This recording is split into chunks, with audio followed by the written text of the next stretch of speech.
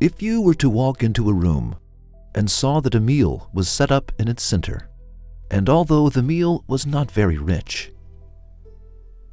there was a piece of bread, some olives, and a glass of water, would you be convinced that this meal occurred coincidentally, and that it was a lucky result of having formed by itself?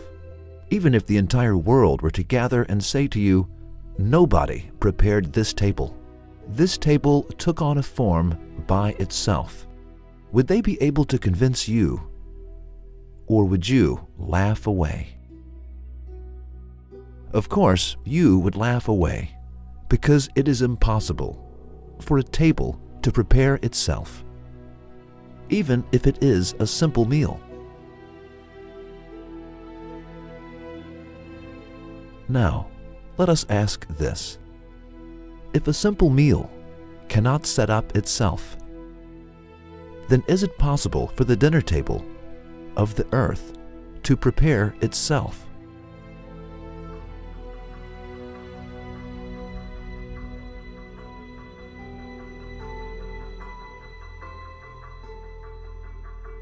Yes, this world is such a guest house that its surface is its dinner table, and the season of spring is its bouquet.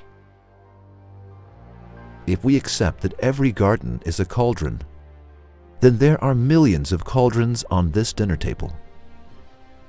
If we accept that every tree is a pot or container, then this dinner table is filled with billions of pots and containers. Honeybees are the confectionaries of this table. The seas are this table's warehouse of fresh meat. Goats, sheep, and cows are the fountains of milk for this table. And all of the earth's inhabitants are the guests at this table.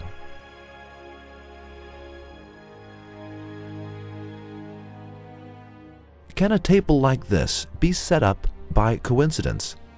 And can it be possible for every creature to find an appropriate sustenance at this table?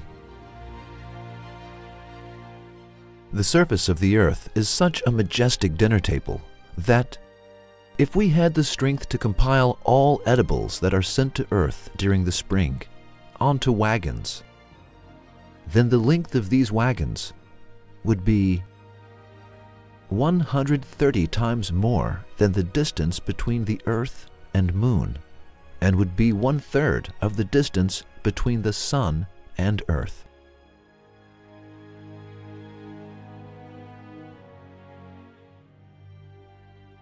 To set up a train like this, we would need rails that are 40 times longer than the existing train tracks.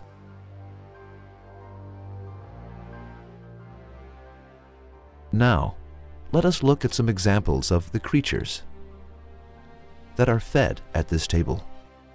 Under the condition that he can only carry 2 jugs of water holding 10 liters at each time, a man wanting to carry 200 liters of water to the 6th floor of an apartment building would have to go down from and up to the 6th floor 10 times. However, it is a mundane task for the medium-sized birch tree during the blazing hot days of summer.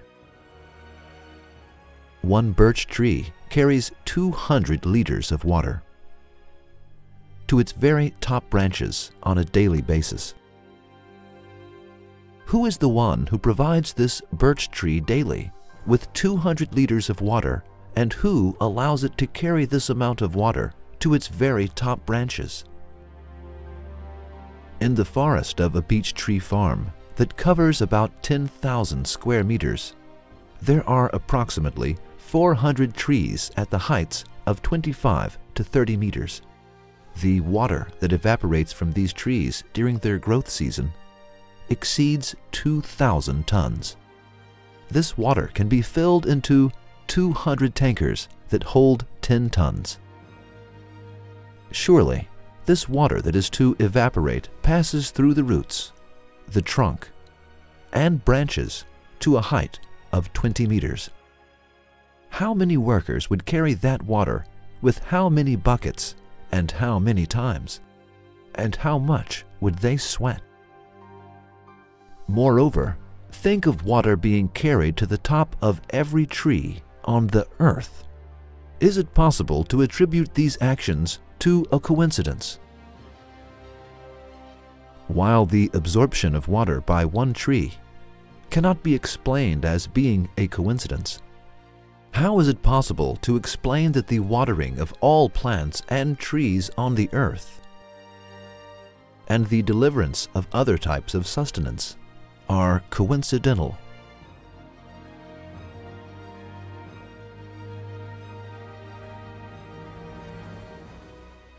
The proof of the supply of sustenance has encompassed all of the earth.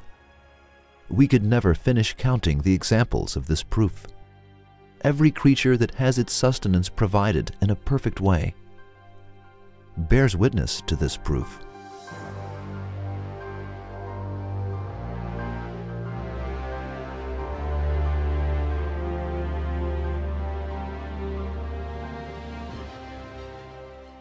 We want to complete this proof by providing an immensely interesting example. American ants break the leaves they find and bring the tiny pieces to their nests. The ants in the nest chew these pieces and mix the green dough that they produce with the leftovers that are hidden in a tiny pouch at the bottom of their mouths. Their waste in the nest and other dead insects are added to this as well. Eventually, they acquire nutritious dough, and from the rotting of this dough over time, mushrooms begin to grow. A newly born ant lord will look for a suitable place at the time it must establish a new colony. When it finds a desired place, it will release the mushroom paste that it had previously prepared from its pouch. Following this, it will lay its eggs in the mushroom, and at a later time, it will break a few eggs open. The purpose of this hard work is to safeguard the immediate access to food that is intended for the ants that are about to hatch from the eggs. Putting all animals aside, if we were to reflect on only how the sustenance of ants are provided to them at the most appropriate time, then would it not be enough to testify faith in God?